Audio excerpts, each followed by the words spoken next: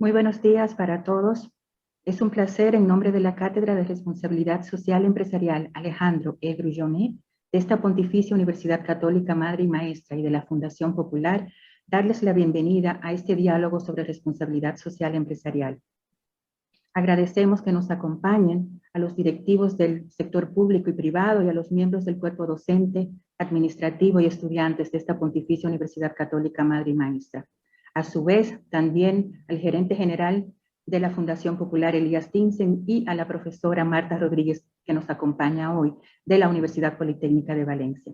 Nuestra cátedra es la primera alianza entre el sector privado y la academia para promover la investigación, la socialización y también la formación académica en materia de sostenibilidad y responsabilidad social empresarial. Nuestra principal iniciativa es precisamente la maestría en responsabilidad social empresarial que impartimos con la Universidad Politécnica de Valencia, que con mucho orgullo tenemos hoy a la profesora Marta Rodríguez como representante de esta universidad hermana.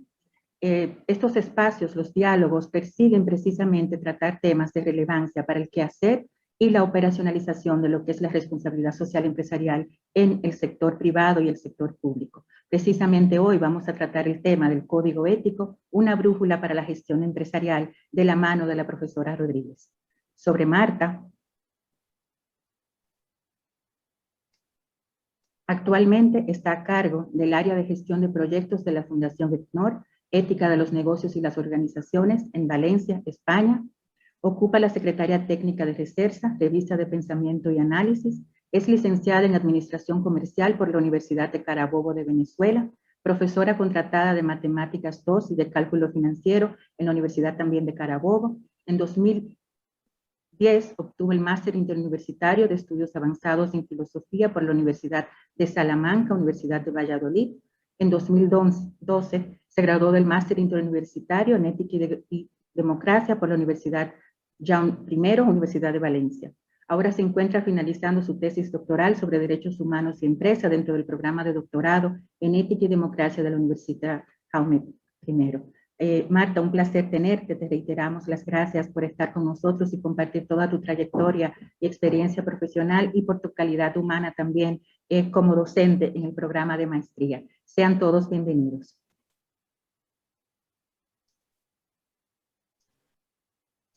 ¿Puedo comenzar ya? Muy Sí, bien. Voy a compartir la pantalla ahora. Muy bien. ¿Me pueden confirmar que se ve bien la pantalla? perfecto, Marta. Muy bien. Pues agradecerles a Angie, a Elías, a la cátedra, a la fundación y a todas las personas que están ahora conectadas. Y espero poder dejarles... Voy a iniciar con 5 ideas y espero dejarles con 5 claves. Que las ideas representan un concepto, sin embargo, las 5 claves con las que espero terminar la intervención serán unas ventajas que pueden utilizar dentro de sus organizaciones, no importa si son organizaciones privadas u organizaciones públicas. Las 5 ideas básicas con las que quiero comenzar son que el código ético es una guía, es la conciencia corporativa de la organización, es la identidad, es la personalidad de la organización. La cuarta es la diversidad, representa la diversidad que tiene, la complejidad que tiene una organización. Y la quinta es la participación. En el código ético está el núcleo de lo que es la participación de la organización. Vamos a comenzar. Existen antiguas concepciones más tradicionales en la forma de gestionar una empresa. Muchas de ellas tratan sobre cómo deberíamos gestionar una empresa, pues a través del derecho, a través de las reglas, a través de las normas, a través de el sancionar aquello que está prohibido.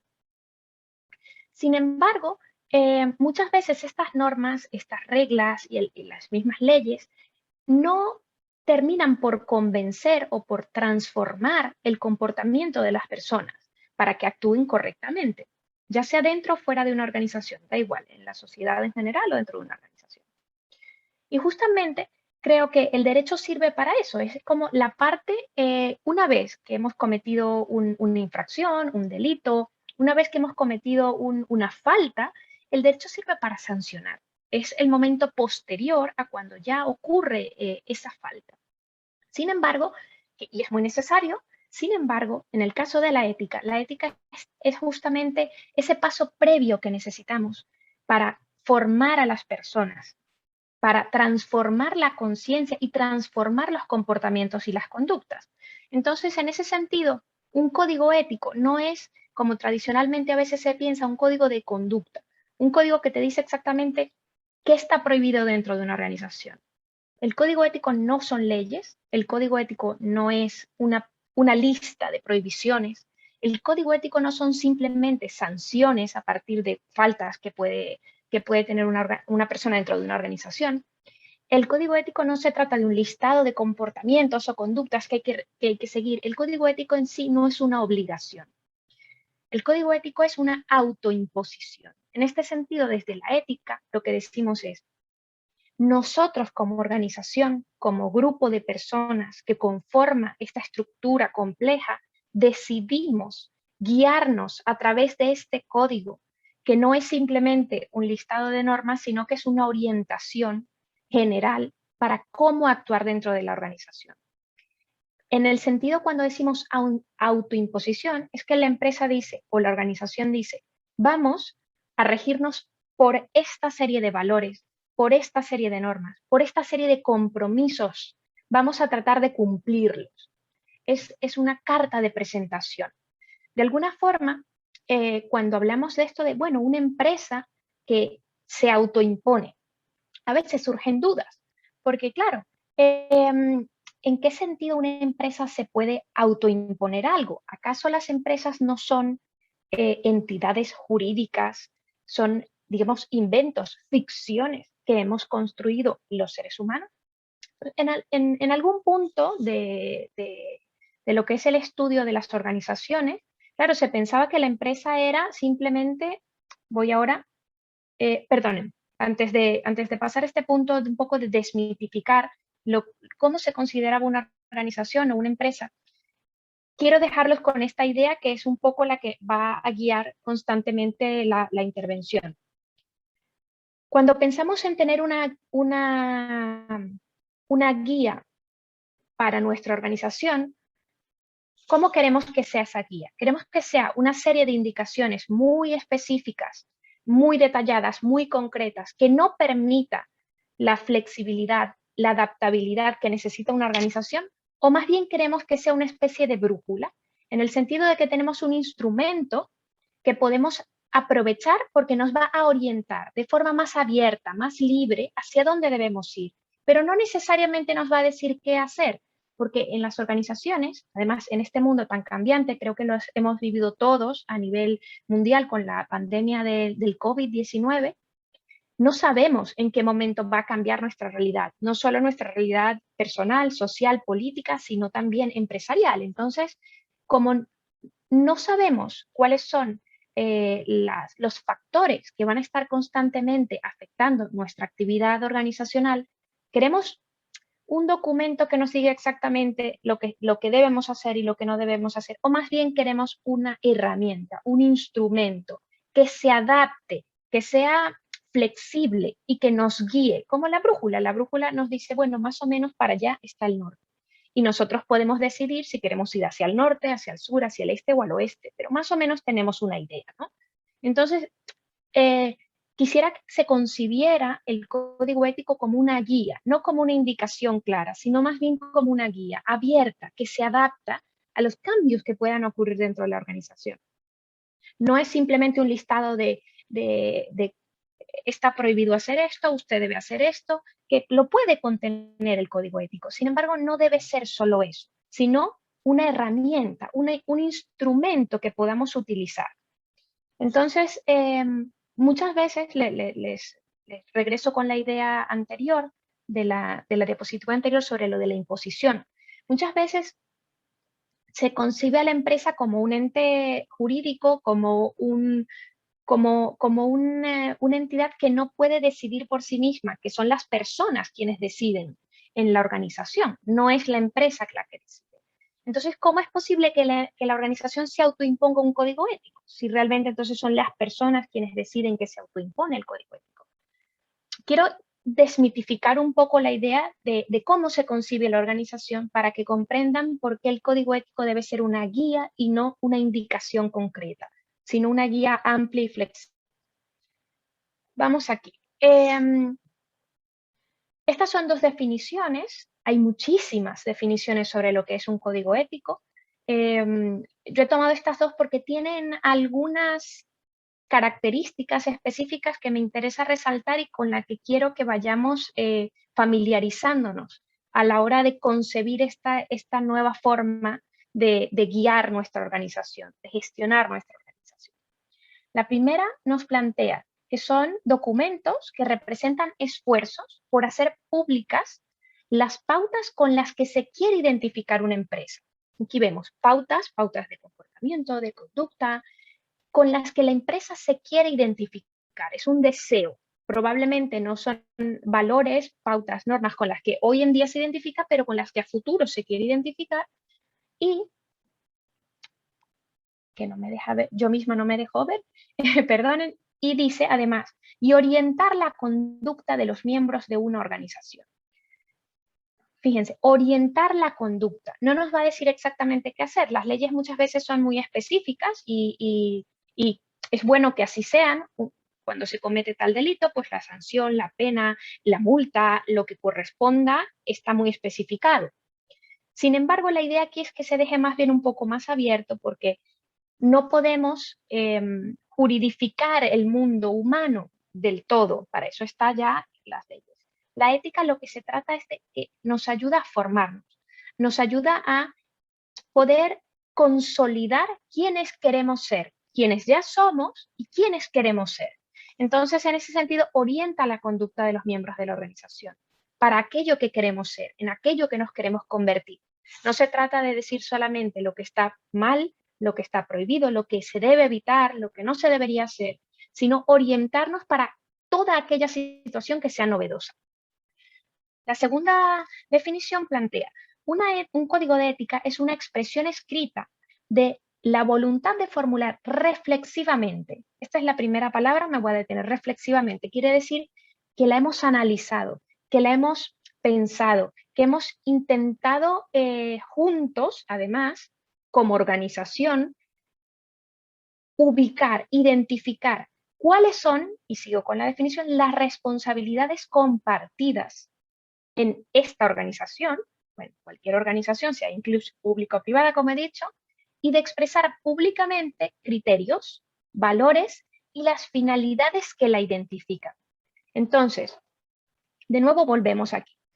Valores, criterios y finalidades con la que esa organización se identifica. A ver, probablemente nosotros como personas, como humanos, nos podemos identificar con cierto tipo de valores, con cierto tipo de estilos de hacer las cosas, pero a veces la idea de que las empresas se identifican a sí mismas con criterios, valores y finalidades puede ser un poco extraño. Como les decía, en el estudio de lo que es una organización, durante mucho tiempo se concibió como una entidad jurídica, ficticia, un invento, una idea ficticia que nos ayudaba a organizar. Sin embargo, poco a poco, y ahora viene el momento en el que vamos a desmitificar un poco esa concepción de empresa, digamos, más tradicional, y vamos a pasar a una concepción de empresa moderna, plural, dialógica, dinámica, compleja. A ver, muy bien. Vamos a deconstruir el mito de lo que concebíamos antiguamente como una empresa. Fíjense, la empresa puede autoimponerse una forma, un estilo de producir o de ofrecer sus servicios. La empresa es más que la suma de todos sus miembros. ¿Se puede responsabilizar a la empresa por sus acciones? O más bien tenemos que responsabilizar al consejo de administración, al gerente, al administrador, a los dueños, a los accionistas. Aquí hay como una especie de antes y después en cómo concebimos a la empresa. ¿La empresa se puede autoimponer una forma o un estilo de producir y de ofrecer servicios? Sí. ¿La empresa es más que la suma de sus miembros? Sí. ¿Se puede responsabilizar a la empresa de sus acciones? Sí. Fíjense ahora, vamos a ir poco a poco a la explicación de estos puntos. Vamos a entrar en lo que es la conciencia corporativa. Los valores, ¿vale?, de una organización, por supuesto, que provienen de los miembros que la conforman, pero también provienen de su propia estructura legal y social. Hay diferentes tipos de empresas, hay cooperativas, hay empresas, sociedades anónimas, hay empresas específicas diferentes, por lo menos aquí en España, de economía social. Hay una pluralidad de formas organizacionales que encajan en lo que es una empresa. En esta pluralidad ya viene de alguna manera como dictado cierta forma de hacer, cierto estilo de producir o de ofrecer los bienes de una empresa. Sin embargo, por otro lado, la sociedad también influye y las personas, con los valores que traen de su biografía, influyen también en esa organización. Vamos a intentar poner esto un poco más claro. Una empresa puede ser una empresa corrupta, que lava dinero, que tiene malas prácticas, que realiza fraudes, que miente, que es poco transparente. Estos valores no son propiamente de las personas que trabajan en la organización. A veces son las estructuras legales y las estructuras de procesos de la propia organización las que hacen que se dificulte muchísimo el que una persona pueda hacer su trabajo de forma transparente, profesional, honesta. Entonces, es como el conjunto de, por un lado, lo que los miembros de la organización traen a la organización y la propia estructura de cómo está concebida esa organización. No solo legalmente, porque puede tener unos mínimos bajo los cuales debe estar estructurada. Sin embargo, la forma en la que, por ejemplo, los departamentos se desarrollan, los proyectos se desarrollan, cuán horizontal o vertical es la jerarquía dentro de la organización, el tipo de diálogo que se establezca con sus grupos de interés, todo esto es opcional. Opcional en el sentido de que la empresa elige cómo hacerlo. No le viene dado necesariamente por la estructura legal que tenga.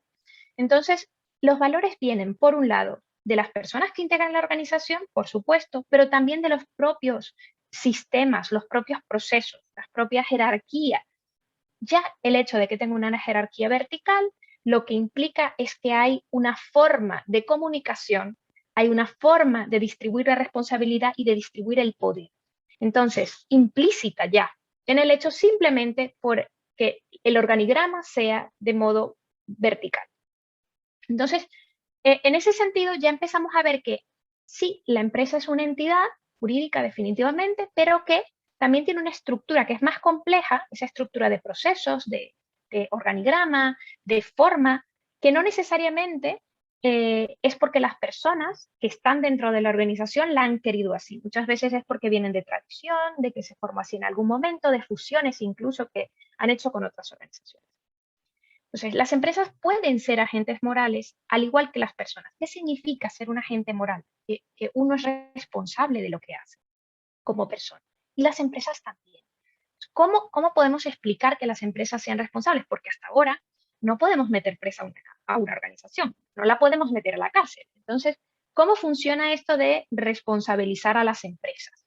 No, ya no estoy hablando de responsabilizar al gerente, que también tiene responsabilidad, de responsabilizar a los accionistas o al administrador o al departamento jurídico o al consejo de administración. Ya estoy hablando en general de la organización.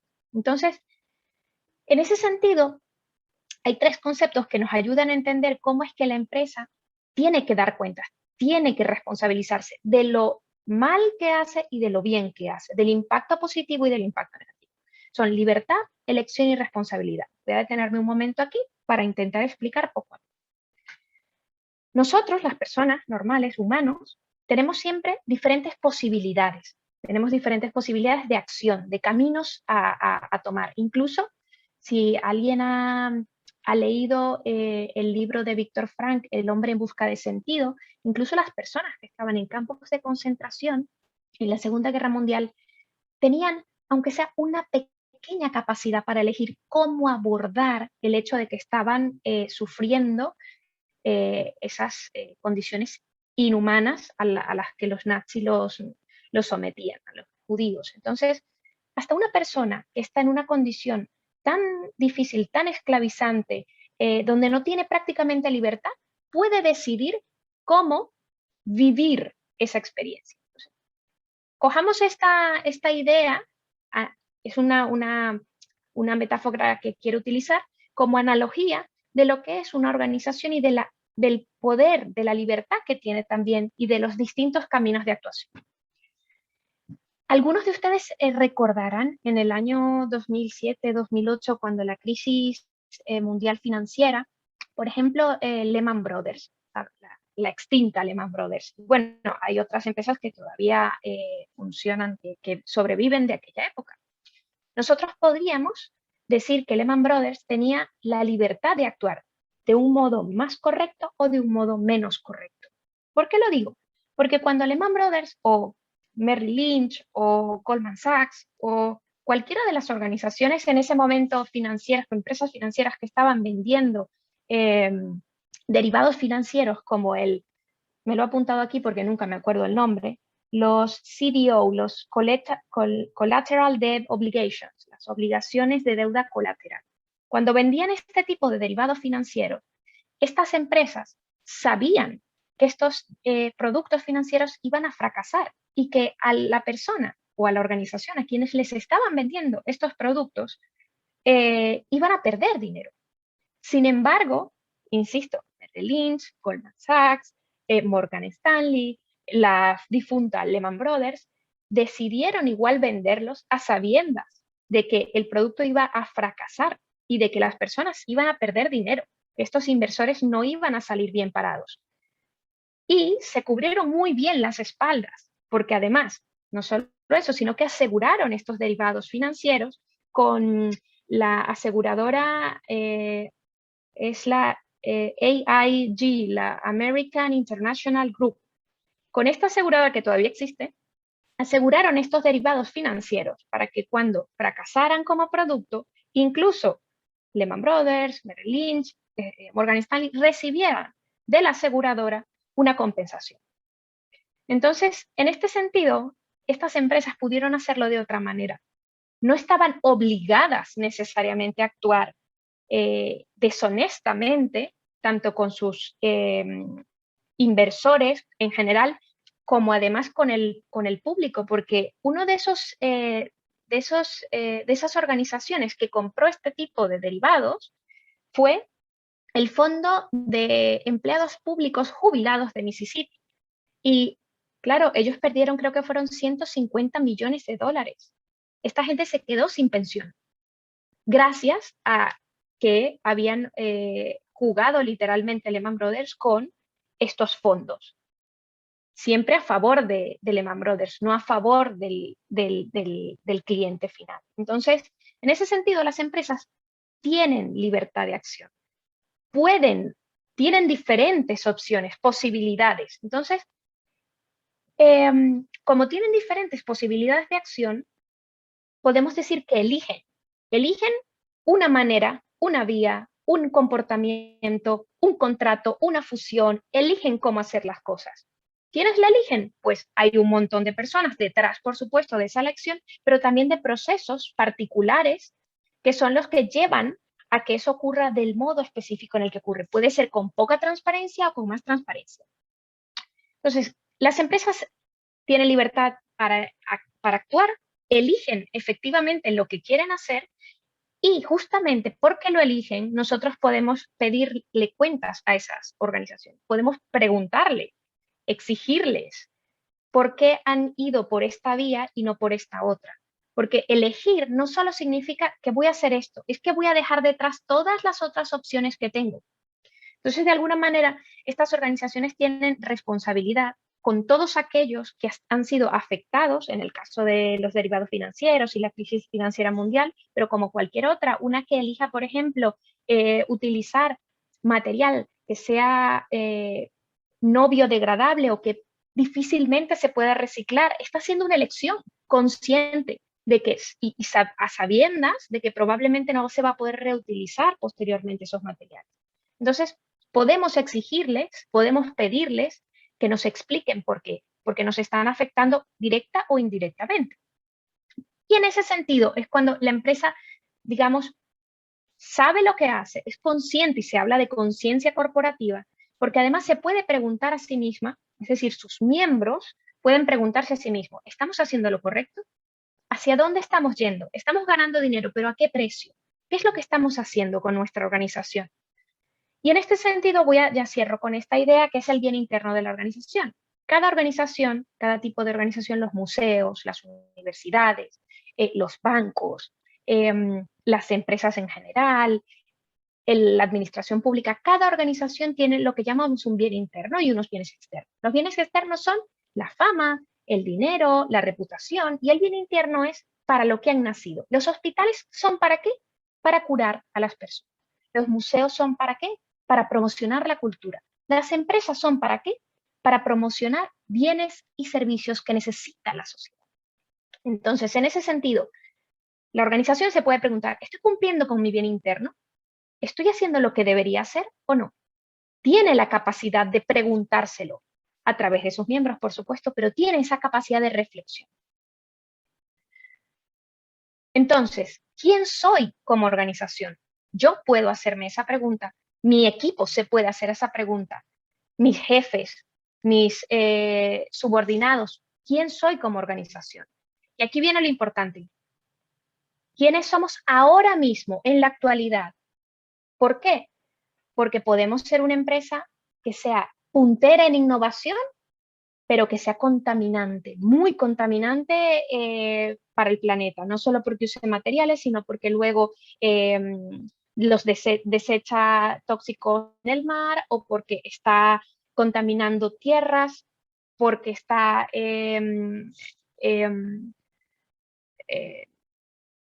quemando algún tipo de producto y entonces contaminando el aire. En fin, ¿quién soy como organización en este momento? Soy muy puntera en innovación, pero estoy contaminando. O al contrario, estoy reciclando al máximo y me está yendo muy bien y estoy utilizando materiales súper biodegradables, tal, pero no estoy consiguiendo ser todo lo productiva o rentable que quisiera. ¿Quién soy como organización? ¿Cómo estoy en este momento?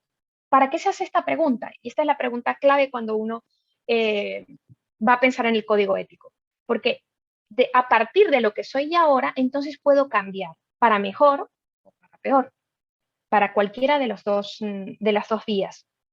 Entonces, luego de saber cómo estamos, quiénes somos, cómo hacemos las cosas, ¿y esto cómo se hace? Pues preguntándole a los empleados, preguntándole a los jefes, preguntándole a los clientes, a los usuarios, dependiendo del tipo de organización que sea, a los accionistas, preguntándole a los proveedores, preguntándole a la sociedad donde está inserta esa organización. Y entonces, ¿cómo quiero ser? ¿Cómo quiero ser? ¿Qué tipo de organización? ¿Qué estilo quiero llevar? ¿Quiero ser una organización puramente economicista, materialista, instrumentalista? ¿O quiero ser una organización empática, humana, solidaria, que realmente sea útil para mi sociedad? ¿Cómo quiero ser? Entonces, aquí encontramos en la identificación actual, en ese autodiagnóstico que nos hacemos, encontramos valores y contravalores. Valores muy positivos, profesionalidad, honestidad, respeto, diálogo, participación, transparencia, o contravalores, corrupción, deshonestidad, falta de transparencia. Encontramos entonces, de alguna manera, dónde estamos y nos preguntamos hacia dónde queremos ir. Le preguntamos a nuestros usuarios, a nuestros clientes, a nuestra gente, qué esperan de nosotros. Y podemos hacer, digamos, el primer borrador o actualizar aquel código viejo que teníamos engavetado, tal vez, que no nos servía de mucho, para que tenga unos nuevos valores que nos guíen, unas nuevas normas, unos nuevos comportamientos, unos nuevos compromisos que nos guíen, de forma más flexible. Una vez tengamos ese nuevo código o retomemos el código anterior y lo actualicemos, tenemos que hacer sensibilización y formación porque si no ese código no va a funcionar. El código puede estar escrito, muy bien escrito, sin embargo, es necesario que la gente lo conozca muy bien. Y el primer paso es preguntarles, antes de escribirlo, qué piensan. Para luego, cuando ya está listo, decirles, oye, aquí tenemos el código, lo hemos escrito entre todos. Esto es lo que nos vamos a autoimponer, porque creemos que es lo correcto como organización, todos juntos. Entonces, es en ese proceso de sensibilización y formación comienza en la primera fase, cuando se le pregunta a la gente, ¿qué opinas? ¿Qué quieres? ¿Qué necesitas? ¿Dónde están los conflictos? Tenemos problemas de acoso laboral o de acoso moral, que es el mobbing. Tenemos problemas de diversidad cultural en la organización. ¿De qué cosas están fallando? Una vez que podamos, que hagamos esa conexión con nuestros miembros, viene el proceso de la transformación de los procesos, la asignación de responsabilidades, la distribución tal vez distinta de las dinámicas internas, de los departamentos, de la forma en que se comunican. Esto es muy importante, la mejora o la transformación de los canales de comunicación de cara interna, pero también de cara externa, a los grupos de interés que están fuera. Se hace necesaria una revisión periódica también de cómo estamos logrando lo que esperamos que nos hemos marcado en este código o no, cómo vamos, para poder irlo alineando. Una de las, me gusta esta imagen, ya voy a ir cerrando, ¿vale? Porque sé que ya me queda poco tiempo, voy a ir cerrando. Una de las, esta imagen me gusta porque son un montón de niñas. Podemos ver que hay niñas que se están riendo se le notan más los dientes, otras que un ojito está más cerrado que otro, hay unas que ni siquiera se le ven los ojos, una está mirando hacia un lado, la otra está mirando de frente, la otra mira hacia abajo. Cada una está como tiene su personalidad, su forma, su rasgo, ¿no? El código ético representa esa unión de la diversidad de rasgos que están dentro de la organización, tanto de personas, de rasgos de personas, de valores de las personas, como también de la estructura de la propia organización. No se trata de homogeneizar a todo el mundo, que sean todos exactamente iguales. No se trata tampoco de obligar a los miembros de la organización a que sean de un modo en concreto. Se trata de recoger justamente cómo son ya, de qué manera actúan ya y aprovecharla, alinearla con nuestra meta común. ¿La meta común cuál es? Hay que reflexionarla juntos. ¿Cuál es el bien interno de nuestra organización? ¿Cuál es nuestro fin? ¿Para qué estamos aquí como organización? Entonces, el código de alguna manera representa esa unión de todos esos rasgos distintivos de la organización. Y ya, por último, un poco comentarles, esta es la estructura que nosotros recomendamos para un código ético que tenga valores. Si no tiene valores, no es un código ético, será otro tipo de código. Pero para que sea ético, tiene que tener valores. Luego puede tener conductas y comportamientos que se sugieren como deseables dentro de la organización. Es muy importante que tenga los compromisos, porque si yo, por ejemplo, saco el código ético, pero no digo, dentro de un año quiero hacer esto y me voy a marcar este compromiso. Luego, dentro de 2 años, quiero hacer esto y a los 3 años esta otra cuestión. Son formas, de alguna manera, de que el que lea el código, si pasado un año de la publicación del código no se ha hecho lo que se prometió, pues entonces se puede reclamar, se puede exigir a la empresa. Y cuidado, no es solo para que otros le reclamen a la empresa, sino para que uno mismo se recuerde que nos hemos marcado estos hitos que tenemos que llegar a cumplir. Y luego está la parte del cumplimiento. Aquí en muchos códigos se une el cumplimiento normativo, el cumplimiento de la prevención del delito, que es más una parte de derecho, muchas veces se incluye en el código ético, pero también tiene que ver con el cumplimiento de ese propio código, donde si hay una falta o un incumplimiento de ese comportamiento sugerido, pues normalmente lo que se hace es que se remite esa falta a un comité de ética. Este comité, insisto, puede llevar tanto cuestiones jurídicas como cuestiones éticas. Y está la línea ética, la hotline, la línea para el whistleblower, para aquel que ve que hay algún conflicto, algún peligro potencial, que algo no se está haciendo bien, o porque también quiere hacer una sugerencia para mejorar, puede enviar a la línea ética y el comité tratará esa advertencia, esa sugerencia, esa alerta. Vale. Ya de nuevo para cerrar. Quiero volver a cerrar ya no serán 5 ideas, sino para mí son 5 claves, porque considero que son llaves, claves en ese sentido, son llaves que nos pueden abrir posibilidades. Concebir el código ético no como una indicación precisa y concreta, sino como una guía abierta de futuro. Concebir el código ético como un proceso de concienciación de la organización. Concebir el código ético como la identidad de quiénes somos y hacia dónde queremos ir.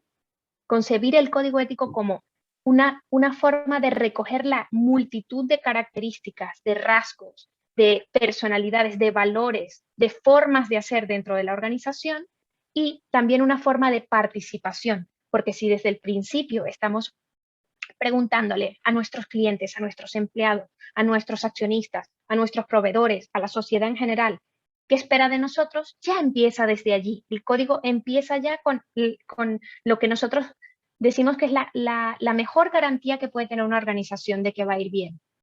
Que pregunte y dé entonces un feedback, responda ante esas preguntas. Por ahora ya yo acabo, que además justo estoy ya sobre la hora. Perdonen si me he comido un poquito. Supongo que ahora le viene la ronda de preguntas. ¿Es así, Elías? Así es, Marta. Muchísimas gracias por tu presentación realmente muy clara, muy concisa, muy transparente. Y te tengo que decir que deja poco espacio para preguntas. Sin Lo siento. embargo, sin embargo, no. Sin embargo, nos queda una pequeña duda. Tú hablaste muy directamente sobre lo que implica esta conciencia corporativa de una estructura basada con códigos éticos, donde se debe también de tomar en cuenta la diversidad. Pero no siempre esto ocurre así, sino que en muchas empresas el código ético se define básicamente a través de su estructura directiva gerencial. Lo ideal sería que participaran todos los miembros de la empresa, pero esa no es la práctica que conocemos o que hemos visto. ¿Cómo garantizar? Entonces va la pregunta, que una vez tengamos un código ético definido, podamos lograr que todos los miembros de la empresa se adhieran al mismo, no solamente en conocimiento, sino en la práctica, y que esta práctica sea permanente. Muy bien, es una pregunta muy relevante, ¿eh? Y es una de los pasos más difíciles de realizar.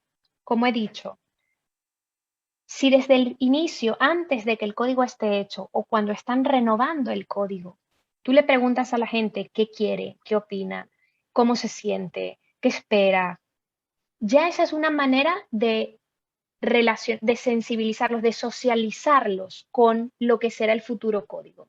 Ya no lo van a sentir como un documento externo que vino a darnos el departamento jurídico, sino como un documento en el que yo participé. Eso es lo primero.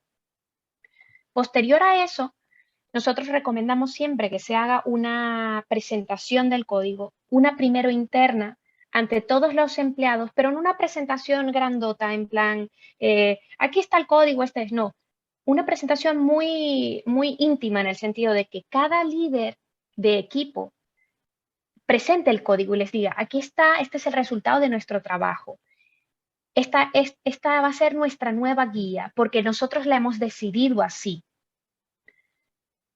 ¿Cómo podemos aplicar esto aquí y ahora? Ya habrán unas sugerencias, por supuesto, pero el líder de equipo es el que tiene que estar encargado de hacer ese primer contacto más íntimo con lo que es el código y con lo que es su propio equipo. Y que de alguna forma en una dinámica de grupo puedan los propios empleados empezar a reflexionar acerca de, ok, si yo he dicho que, por ejemplo, quería más diálogo, ¿cómo puedo aplicar esto que se supone que yo quiero? Es una forma también de que el propio empleado vaya reconociéndose a sí mismo y pueda identificar dónde va a entonces a aplicar el valor del diálogo dentro de su día a día, junto con el líder. El líder es muy importante. Luego, previo, perdón, antes de eso, también recomendamos que se haga como una formación de formadores, que estos líderes de equipo sean formados por algún especialista en ética o en responsabilidad social que pueda y que sepa de dinámicas de grupo, de dinámicas de equipo, cómo hacer ese proceso digamos, de transferencia de este nuevo lenguaje que vamos a usar, porque muchas veces es un nuevo lenguaje cuando hay transformaciones grandes en las organizaciones y a veces es más bien un lenguaje desde cero, es uno nuevo, o a veces es retomar uno anterior. Entonces, es importante que el formador de formadores pueda transmitir ese conocimiento en dinámicas específicas para que luego el líder de equipo las pueda transferir a sus empleados. Y por otro lado, también está la parte que es comunicativa externa e interna. Cada discurso que pueda dar el presidente, cada boletín o newsletter que se envíe en la intranet de la organización, o ya sea externamente para socios, posibles inversores, usuarios, clientes, cada una de las comunicaciones que tenga la organización tiene que estar alineada con quienes queremos ser. A veces ya con quienes somos, pero hay que tener en mente lo que queremos ser para lograr transformarnos en ello. Yo a veces pongo una analogía que es un poco rara, pero es como las personas que son, por ejemplo, adictas al alcohol, que muchas veces uno dice, pues yo lo quiero ayudar, pero si la persona no quiere transformarse, no puedo hacer nada. Si la persona no quiere ir a las reuniones de Alcohólicos Anónimos, yo no puedo hacer nada. Pues es que el cambio tiene que surgir de los líderes de la organización para que eso permee a los empleados de la organización y a su vez a los grupos de interés. Entonces, tiene que ser auténtico. Si no es auténtico, no va a funcionar. Muy bien, muchas gracias, Marta. Otra pregunta que nos hacen desde la sala es cómo podemos garantizar, dado que tenemos acá en nuestra invitados una gran cantidad de empresas que están caminando sobre el tema de la sostenibilidad, ¿cómo podemos garantizar que estos preceptos y estos conceptos éticos que nosotros definimos en nuestras instituciones puedan ser llevadas también a través de lo que son nuestros grupos de interés, cadena de valor básicamente, con nuestros suplidores? Porque también hay una responsabilidad compartida allí. Y tú sabes que ha habido muchos casos de empresas que se han visto eh, con grandes fraudes, no cometidos directamente por ellos, sino por lo que ha pasado en su cadena de valor. Entonces, ¿cómo llevar estos preceptos, estos códigos éticos que definimos en nuestras empresas a nuestras cadenas de valor? Esto es un gran reto porque implica tiempo y recursos. Entonces, cuando una empresa está convencida de que quiere hacer las cosas bien, de que quiere actuar en serio, de forma ética, de forma correcta, comprende que aunque tenga que invertir ahora un poco de tiempo y de recursos humanos, a posteriori, a medio y largo plazo, eso le brindará una rentabilidad y una estabilidad y una reputación que no son equiparables a la inversión inicial que tuvo que hacer. Eso es lo primero, que entienda que esa primera inversión en recursos, en tiempo, le va a dar un retorno increíble. Eso es lo primero que tiene que entender. Lo segundo es, para poder hacer esta toma de contacto con los suplidores, yo conozco algunas organizaciones que son transnacionales y lo que han hecho es, primero, tienen que conocer muy bien cómo funcionan ya las cosas. Es un poco el proceso de nuevo de la conciencia corporativa. ¿Quién soy yo ahora mismo? Pues no nos preguntemos ya quién soy yo, sino quién es mi proveedor ahora mismo. ¿Cómo se está comportando? Para yo poder identificar en qué lo puedo ayudar. ¿Cómo le puedo sugerir?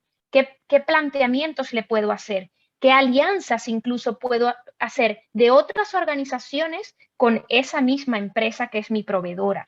Entonces, es un trabajo, yo diría que bastante, digamos, que se hace a medida, porque claro, cada tipo de relación, la cantidad de recursos de las que pueda disponer o no, normalmente es el líder de responsabilidad social o el director de responsabilidad social o la persona normalmente que se encarga de este tipo de temas para poder ir transfiriendo estos valores que ya son míos y que ya yo estoy apropiándome constantemente, ¿cómo puedo transferirlos también hacia mis empresas proveedoras? Y cuidado, que esto es importante. ¿La empresa proveedora quiere apropiarse de mis valores o no? ¿La empresa proveedora desea hacer esa transformación o no? Un poco de nuevo voy con la metáfora de la persona que puede ser adicta. Si la persona no tiene el deseo de transformar, no importa cuántos recursos y cuánto tiempo invierta la organización para tratar de ayudar a su proveedor. Entonces, hay que hacer estas preguntas constantemente para poder decidir qué hacer en el caso. Tú sabes que en la práctica, la mayoría de las empresas que acogen este tema del código de ética son más bien empresas grandes. Todavía las empresas pequeñas o medianas no se sienten, no perciben esto como una necesidad. ¿Alguna recomendación para que las pymes que nos acompañan también en la sala en el día de hoy asuman esto como un elemento importante de su quehacer institucional y que las decisiones se tomen basadas en principios y conceptos éticos? Sí, totalmente. De hecho, aquí en la Fundación EDNOR hemos trabajado con empresas de 12, 15 trabajadores, muy pequeñitas. Les hemos ayudado a identificar cuáles son esos valores, cuáles son esa personalidad que ya tienen, ¿no? Lo más sencillo es que estas empresas que son pequeñitas tienen la información constantemente al lado. Normalmente trabajan muy unidos, se conocen las 12 personas o las 20 personas que trabajan en esta pequeña empresa. Y lo que recomendamos hacer son alguna dinámica de grupo en la que la organización pueda preguntarle a sus empleados cómo están, cómo se sienten, cómo ven, hacia dónde quieren ir, cuáles serían las cosas a mejorar, pero no con la idea propiamente de hacer un gran documento con conductas y normas y compromisos y líneas éticas y códigos. No, porque una empresa tan chiquita no necesita de tanta parafernalia. Una empresa grande sí, porque mientras más grande, más compleja. Pero cuando son pequeñitas, lo importante es tener claro hacia dónde queremos ir como organización, cuáles son los valores que vamos a tener detrás y que vamos a tratar de fomentar, y algún compromiso muy puntual que se pueda hacer. Por ejemplo, vamos a hacer cada 6 meses, unas 2 veces al año, esta reunión para ver cómo nos sentimos, hacia dónde vamos, si seguimos alineados o no con esos 3 valores que escogimos, porque muchas veces las empresas son familiares y uno de los valores típicos que sale es la tradición, porque ya vienen con 100 años de tradición estas pequeñitas empresas muchas veces. Entonces, ¿queremos seguir manteniendo nuestra tradición de cómo hacemos las cosas o queremos, por ejemplo, innovar y modernizarnos? Entonces, puede ser un compromiso tan sencillo como que 2 veces al año se reúnan para hablar de estas cuestiones. No tienes por qué hacer grandes inversiones ni de dinero ni de tiempo, pero con pequeños pasitos se va avanzando. Muy práctica tu recomendación, Marta. Esta pregunta me puede parecer muy interesante para fines de que estamos de este lado escuchando. ¿Cuáles piensas tú que son los beneficios para la imagen y la reputación de una empresa que asume un código ético con todas las de la ley? Los beneficios para esta imagen desde el punto de vista de sus grupos de interés. Bueno, son múltiples y se pueden ver. Aquí a mí me gusta hacer la distinción. Podemos ver esas ventajas de una forma estratégica, instrumentalista, materialista. Podemos ver esas ventajas de una forma más global, más ética, más responsable. ¿Cómo lo digo? A ver, podemos decir, vamos a ganar más dinero, vamos a fidelizar clientes, vamos incluso probablemente a acercarnos a un nuevo target, a un nuevo nicho de mercado, porque hasta ahora no teníamos, el código ético o la memoria de sostenibilidad, no éramos tan verdes, ahora somos más verdes, pues podemos tener hasta un nuevo nicho tal vez de inversores, no solo de clientes. Nuestros empleados se sentirán orgullosos porque estamos haciendo algo, imagínate qué sencillito, voluntariado para sembrar árboles una vez al año. 2 horitas, nuestros empleados, 2 horitas de su trabajo, vamos a ir a la montaña tal a sembrar árboles para así colaborar con el planeta. Entonces se sentirán, oye, mi empresa hace algo bueno por el planeta para que tengamos un aire más puro. Hay muchas razones estratégicas, ventajas estratégicas, pero también hay otro tipo de ventajas que son las que llamamos la de la convicción, las ventajas de realmente cuando de forma auténtica se cree en el proyecto responsable, en el proyecto ético. Esas tienen que ver con, ya no es que tus empleados van a estar contentos, es que tus empleados se van a sentir realmente parte de la organización, no como una familia, no exactamente como tú te sientes en tu núcleo familiar, pero vas a estar contento de ir a, ya no es que estás trabajando para otro, estás aportando a un proyecto común. Eso es muy diferente. La concepción de que yo estoy aportando para un proyecto común no es la misma de que yo trabajo para alguien. Es un cambio pequeñito, pero es una perspectiva que radicalmente lo cambia todo. No es el ganar dinero porque, ¡buah, qué bien! Estoy ganando dinero porque ahora tengo un código ético. O puedo ganar más a largo plazo porque voy a ser más responsable o más verde o más como quieras.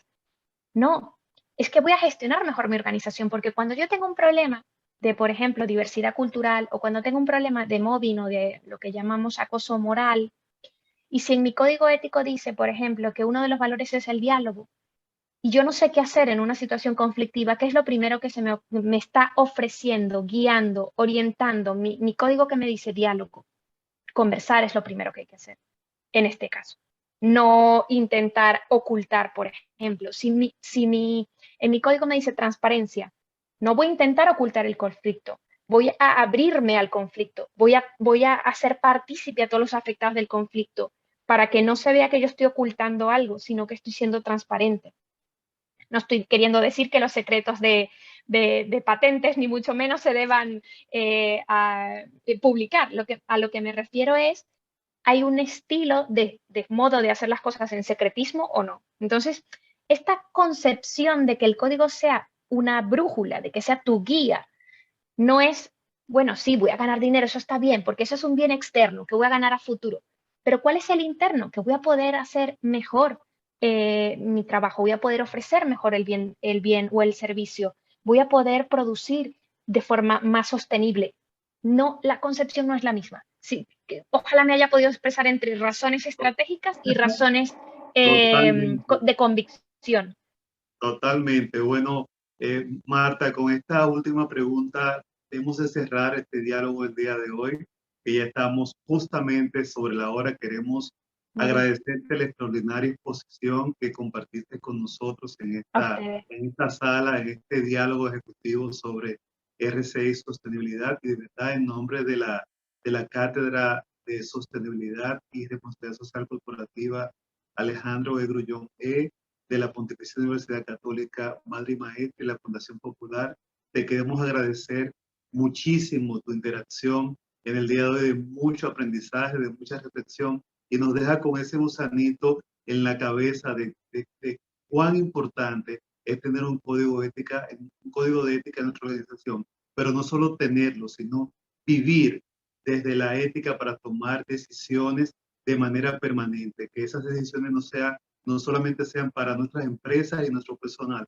sino también, como muy bien indicas, para todo lo que es nuestra cadena de valor y, por supuesto, con nuestros grupos de interés, accionistas, clientes, que ellos sepan que nos movemos todos por un código de ética.